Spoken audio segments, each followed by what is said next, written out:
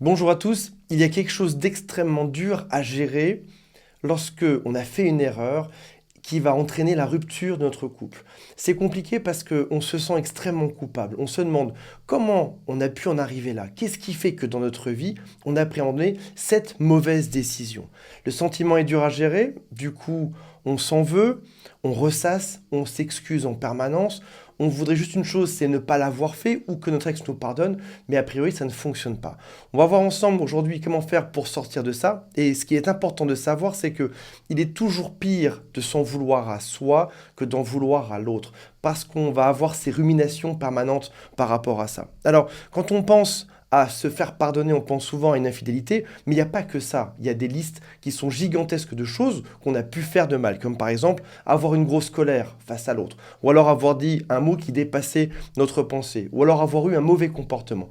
On va voir aujourd'hui comment faire pour faire que l'autre nous excuse et se remettre en couple avec cette personne juste après le jingle. Le grand amour ne devrait jamais s'arrêter. Je récupère mon ex.com. Avant de démarrer, si vous le souhaitez, abonnez-vous à la chaîne. Il y a aussi un quiz qui s'appelle Quelles sont mes chances de récupérer mon ex? Le lien est juste au-dessus ou dans la description de cette vidéo.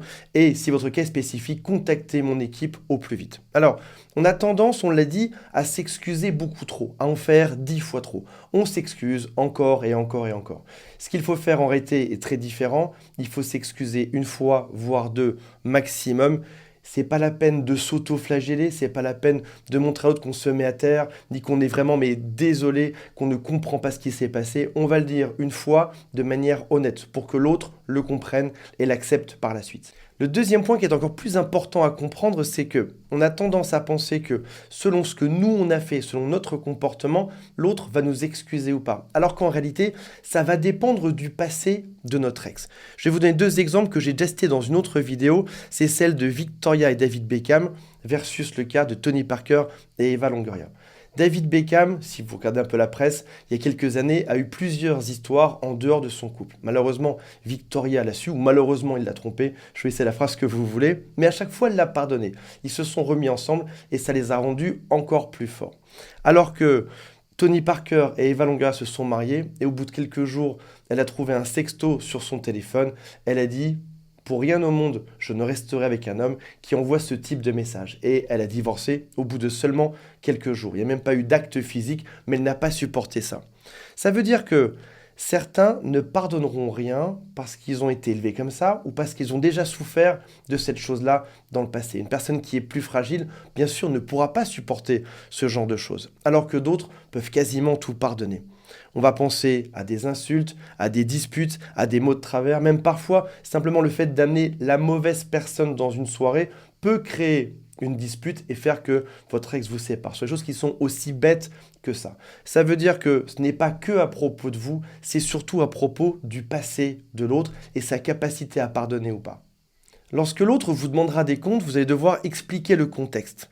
On est rarement bête dans notre façon de fonctionner. Ça veut dire que on se comporte d'une manière et il y a toujours une raison aux choses qu'on fait. S'il y a 2 ans, vous êtes comporté d'une telle manière, c'est parce que vous aviez de bonnes raisons à l'époque. Peut-être que par rapport à aujourd'hui, ce comportement n'a pas de sens parce que vous avez changé, parce que vous êtes différent, parce que vous avez compris d'autres choses. Mais à l'époque, ce comportement était normal. Je parle d'il y a 2 ans, ça peut être aussi un comportement d'il y a une semaine. Entre-temps, on change doucement et on comprend des choses. Ça veut dire que vous avez fait ces choses de manière intentionnelle et ça avait un sens pour vous. C'est le métier des avocats. Lorsqu'ils vont plaider à la barre, ils vont expliquer pourquoi est-ce que leur client s'est comporté comme ça, quel a été le contexte de cette histoire.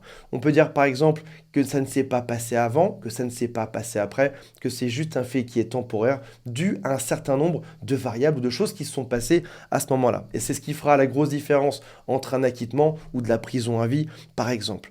Ça peut être un souci qui est temporaire. Et ça, vous allez devoir le dire. Ce n'est pas que intrinsèquement, dans votre manière d'être, vous êtes quelqu'un de mauvais. C'est juste que temporairement, vous avez fait un mauvais choix qui a été dicté par un contexte. Et c'est pour ça que vous avez fait ceci. Et aujourd'hui, vous avez pris conscience de tout ceci et vous avez compris des choses. Vous allez travailler pour que ça ne se reproduise plus. Comme par exemple, passer par un psy ou un coach. Et encore une fois, je rappelle que toutes mes équipes sont là, si vous le souhaitez, avec le lien qui est juste sous cette vidéo. Vous allez pouvoir aussi expliquer la leçon que vous avez retenue de tout ceci. Oui, c'est une erreur qui a été réalisée parce que vous avez mal interprété un certain nombre de choses dans votre environnement actuel. Vous l'avez compris. Vous avez appris des choses sur vous, des choses sur votre ex et des choses sur ce qui vous unit tous les deux, votre couple. Ensuite, vous allez devoir laisser plus de temps que vous ne le pensez.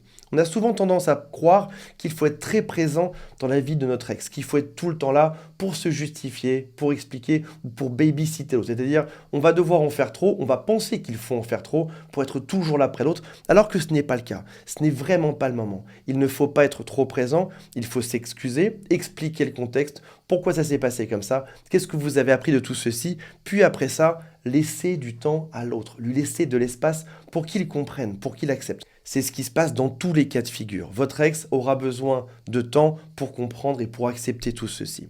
En parallèle, vous allez devoir reprendre votre vie en main.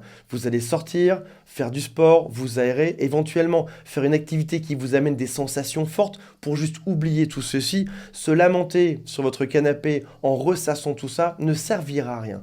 Vous allez donc devoir montrer que oui, vous avez fait une erreur, en tant qu'adulte responsable, vous l'avez reconnu et maintenant vous allez de l'avant, vous vous éclatez et si votre ex veut revenir, c'est une bonne chose. Si votre ex a encore besoin de temps, dans ce cas-là, qu'il prenne tout le temps nécessaire ou qu'elle prenne tout ce temps nécessaire pour y repenser. Je pourrais vous sortir une théorie en vous disant que en moyenne, il faut 3 jours, 12 heures, 3 minutes et 5 secondes pour oublier. Ce n'est pas le cas. Ça va dépendre du contexte, ça va dépendre du passé de votre ex et bien évidemment, ça va dépendre de ce que vous avez fait également.